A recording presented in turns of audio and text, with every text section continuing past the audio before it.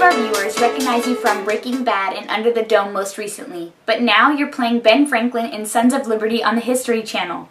What can people expect to see this Sunday night when the three-part miniseries airs? Yeah, you're going to see kind of a raw body version of the founding fathers that you might not have read about or learned about in your high school history class.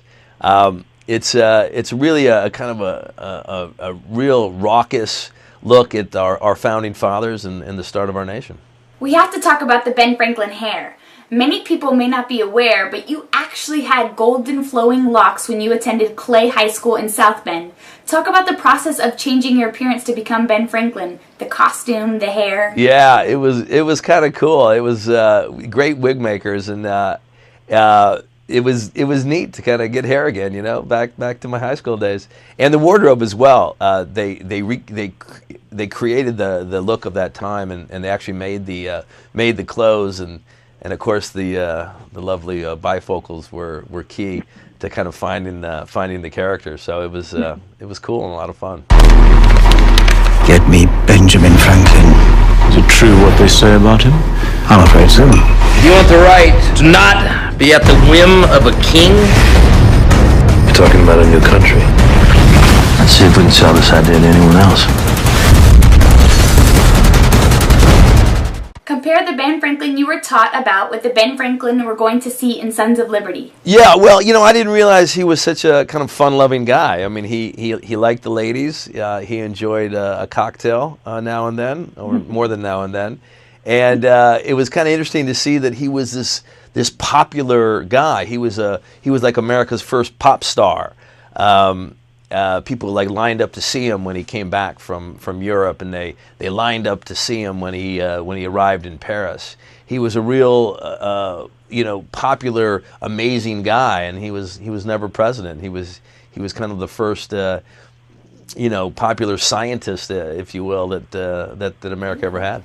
Talk about the great cast, which features guys from great movies like Narnia, Lord of the Rings, and even E.T. Was it as intense in the miniseries behind the scenes, or did you guys get to have some fun? It was a blast. All those guys were just great guys. Ben Barnes, Rafe Spall, and a whole bunch of guys. Ryan Eckel. They were a whole bunch of a lot of fun to work with. We actually shot this over in Romania, if you can imagine that. They were able to build Boston and Philadelphia back in the 1700s.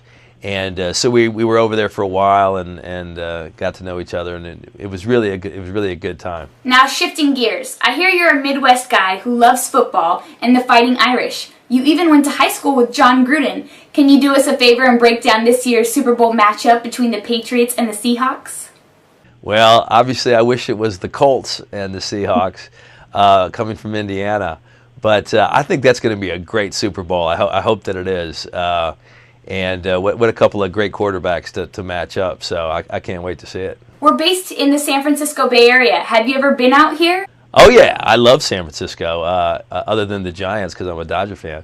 But I love San Francisco.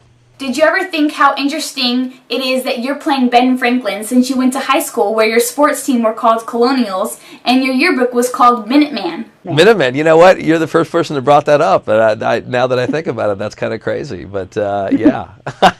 Small world. It is a small world. Thank you, and Bay Area HQ wishes you the best of luck. Thank you so much.